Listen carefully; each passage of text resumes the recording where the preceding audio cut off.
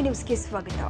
Micro finance ಕಂಪನಿಗಳ ಕಿರುಕುಳ ಕಾರಣಕ್ಕೆ ಈಗಾಗಲೇ ಕರ್ನಾಟಕ ರಾಜ್ಯದಲ್ಲಿ ಹಲವರು ಆತ್ಮಹತ್ಯೆಗೆ ಶರಣಾಗಿರುವ ಆರೋಪವೂ ಕೇಳಿಬಂದಿದೆ. ಈ ಘಟನೆಗಳನ್ನು ಗಂಭೀರವಾಗಿ ಪರಿಗಣಿಸಿರುವ ಕರ್ನಾಟಕ ಸರ್ಕಾರ ಮೈಕ್ರೋ ಫೈನಾನ್ಸ್ ಕಂಪನಿಗಳ ಹಾವಳಿಗೆ ಬ್ರೇಕ್ ಹಾಕಲು ಮುಂದಾಗಿದೆ. ಗೃಹ ಸಚಿವ ಡಾಕ್ಟರ್ ಜಿ ಪರಮೇಶ್ವರ್ ಇವರು ಇದೀಗ ಮೈಕ್ರೋ ಫೈನಾನ್ಸ್ ಕಂಪನಿಗಳ ವರ್ತನೆ ವಿರುದ್ಧ ವಾರ್ನಿಂಗ್ ಕೊಟ್ಟಿದ್ದು, ಈ ರೀತಿಯ ಕಿರುಕುಳ ತಪ್ಪಿಸಲು ಕಠಿಣ ಕಾನೂನು ಜಾರಿಗೆ ತರುವ ಭರವಸೆ ಕೊಟ್ಟಿದ್ದಾರೆ. ಬೆಂಗಳೂರಿನ ಸದಾಶಿವನಗರದ ತಮ್ಮ ನಿವಾಸದ ಬಳಿ ಮಾಧ್ಯಮಗಳ ಜೊತೆಗೆ ಮಾತನಾಡಿದ ಗೃಹ ಸಚಿವ doctor G Parameshwar, micro finance ಕಿರುಕುಳ ಆರೋಪವನ್ನು ರಾಜ್ಯ ಸರ್ಕಾರ ಗಂಭೀರವಾಗಿ ಪರಿಗಣಿಸಿದೆ ಎಂದರು. ಮೈಕ್ರೋ ಫೈನಾನ್ಸ್ ಸಿಬ್ಬಂದಿಗಳು ಕಿರುಕುಳ ನೀಡುತ್ತಾ ಇರುವ ಕುರಿತು ಈಗಾಗಲೇ ರಾಜ್ಯದಲ್ಲಿ ಹಲವು ಪ್ರಕರಣಗಳು ದಾಖಲಾಗಿದೆ. ಸಾಕಷ್ಟು ಆರೋಪಗಳು ಕೂಡ ಕೇಳಿಬಂದಿದೆ.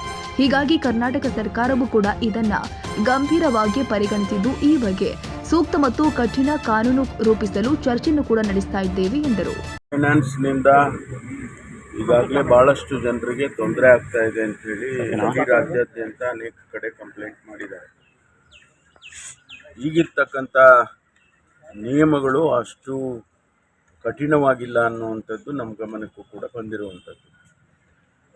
ಏನು ಬ್ಯಾಂಕಿನ ನಾರ್ಮ್ಸ್ ಪ್ರಕಾರ ಅದನ್ನು ರಿಕವರಿ ಮಾಡೋದಕ್ಕೆ ಕಾನೂನಿದೆ, ಅದೇ ಪ್ರಕಾರ ಅವರ ರಕ್ಷಣೆ ಮಾಡೋದಕ್ಕೂ ಕಾನೂನಿದೆ.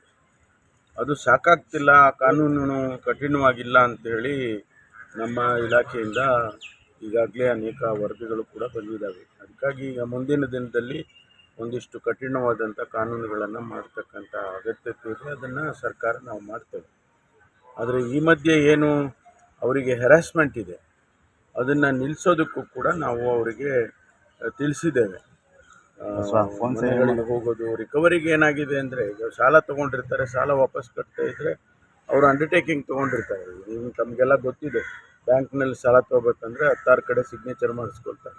ಆ ಸಿಗ್ನೇಚರ್ ಯಾತಕ್ಕೆ ಮಾಡ್ತಿದ್ದೀವಿ ಅಂತಲೂ ಕೂಡ ಗ್ರಾಹಕರಿಗೆ ಗೊತ್ತಿರೋದಿಲ್ಲ. ಅದು ಕಮಿಟ್ಮೆಂಟ್ ಆಗಿರುತ್ತೆ. ಆ ಆಧಾರದ ಮೇಲೆ ಅವರು ಹೋಗಿ ಮನೆ ರೈಡ್ ಮಾಡೋದು, ಮನೆ ಸೀಸ್ ಮಾಡೋದು, ಈ ರೀತಿ ಎಲ್ಲ ಮಾಡ್ತಿದ್ದಾರೆ.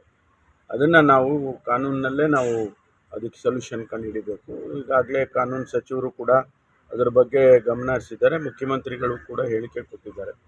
ಕಾನೂನನ್ನು ನಾವು ಇನ್ನೂ ಈ ಬರುವಂಥ ದಿವಸದಲ್ಲಿ ಅಮೆಂಡ್ಮೆಂಟ್ ಮಾಡಿ ಕಠಿಣವಾಗಿ ಮಾಡ್ತೀವಿ. ಸಭೆ ಇದೆ ಅಂತ ನೆಕ್ಸ್ಟ್ ವೀಕ್ ಸಭೆ ಹೌದು, ಚೀಫ್ ಮಿನಿಸ್ಟರ್ ಒಂದು ಸಭೆ ಕರೆದಿದ್ದಾರೆ. ಅದರಲ್ಲಿ ಚರ್ಚೆ ಮಾಡ್ತೀವಿ ಏನೆಲ್ಲ ಕೇಸ್ಗಳಾಗಿದ್ದಾವೆ ಮತ್ತು ಎಲ್ಲಿ ಕಾನೂನು ಅಷ್ಟೊಂದು ಕಠಿಣವಾಗಿಲ್ಲ ಅನ್ನೋದನ್ನು ಕೂಡ ಎಕ್ಸಾಮಿನ್ ಮಾಡ್ತೀವಿ.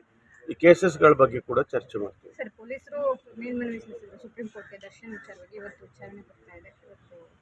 ಏನು ತೀರ್ಪು ಬರುತ್ತೆ ನೋಡಬೇಕಲ್ಲ. ನಾವು ನಮ್ಮ ಕೆಲಸ ನಾವು ಮಾಡಿದ್ದೀವಿ. ಪೊಲೀಸ್ನವರು ಏನು ಬೇಕೋ ಅದನ್ನು ಡಾಕ್ಯುಮೆಂಟೇಷನ್ಸ್ ಇರ್ಬೋದು ಅಥವಾ ಮಾಹಿತಿಗಳನ್ನಿರ್ಬೋದು ಥ್ರೂ ದಿ ಅಡ್ವೊಕೇಟ್ ಕೊಟ್ಟಿರ್ತಾರೆ. ಏನು ತೀರ್ಮಾನ ಬರುತ್ತೆ ಆ ತೀರ್ಮಾನದ ಆಧಾರದ ಮೇಲೆ ಮುಂದುವರಿತೀವಿ. ಸರ್, ರೆಡ್ಡಿ ಅವರು ಒಂದು ಗಂಭೀರ ಆರೋಪ, ಸತೀಶ್ ಜಾರಕಿಹೊಳಿ ಅವರನ್ನು ಮುಗಿಸೋದಕ್ಕೆ ಶ್ರೀರಾಮುಲು ಅವರನ್ನು ಪಕ್ಷಕ್ಕೆ ತರ್ತಾರೆ, ಅದಕ್ಕೋಸ್ಕರನೇ ಇಷ್ಟೆಲ್ಲ ಆಗ್ತಾ ಇದೆ ಅನ್ನುವಂಥದ್ದನ್ನ ರೆಡ್ಡಿ ನಿನ್ನೆ ಪ್ರೆಸ್ ಮೀಟಲ್ಲಿ ಬಗ್ಗೆ ನನಗೇನು ಅಷ್ಟು ಮಾಹಿತಿ ಇಲ್ಲ. ಅವರ ಪಕ್ಷದಲ್ಲಿ ಅದೆಲ್ಲ ಗಲಾಟೆಗಳಾಗ್ತಾ ಇದ್ದಾವೆ. ಆದರೆ ನಮ್ಮಲ್ಲಿ ಇದರ ಬಗ್ಗೆ ಯಾವುದು ಕೂಡ ಚರ್ಚೆಗಳಾಗಿ ಆ ವಿಷಯಕ್ಕೆ ಪ್ರಸ್ತಾಪ ಕೂಡ ನಮ್ಮಲ್ಲೇನೂ ಆಗಲಿಲ್ಲ. ಮಧ್ಯೆ ಸತೀಶ್ ಜಾರಕಿಹೊಳಿ ಹೆಸರು ಬಂದಿರೋದು ಗೊತ್ತಿಲ್ಲ.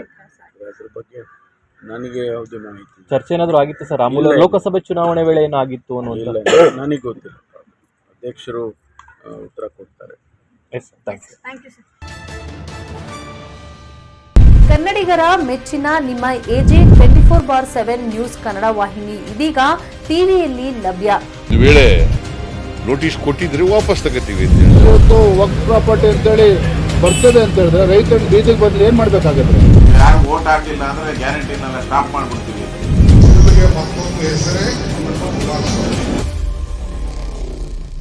ಕರ್ನಾಟಕ ಮತ್ತು ದೇಶ ವಿದೇಶ 360 ಡಿಗ್ರಿ ಸುದ್ದಿ ಹಾಗೂ ಉತ್ತರ ಕರ್ನಾಟಕ, ಬೆಳಗಾವಿ, ಬಾಗಲಕೋಟೆ, ಧಾರವಾಡ, ಹಾವೇರಿ, ಗದಗ, ಬಿಜಾಪುರ ಜಿಲ್ಲೆಯ ಕ್ಷಣ ಕ್ಷಣದ ವಿವರವನ್ನ ಪಡೆಯುವುದಕ್ಕೆ AJ 24/7 ನ್ಯೂಸ್ ಕನ್ನಡ ವಾಹಿನಿಯನ್ನ ಲೈಕ್ ಮಾಡಿ, ವಿಡಿಯೋಗಳನ್ನ ಶೇರ್ ಮಾಡಿ, ಕಮೆಂಟ್ ಮಾಡುವ ಮೂಲಕ ನಮ್ಮ ವಾಹಿನಿಗೆ ಸಹಕಾರ ನೀಡಿ ಮತ್ತು ಚಾನೆಲ್ ಅನ್ನ ಸಬ್ಸ್ಕ್ರೈಬ್ ಮಾಡಿ.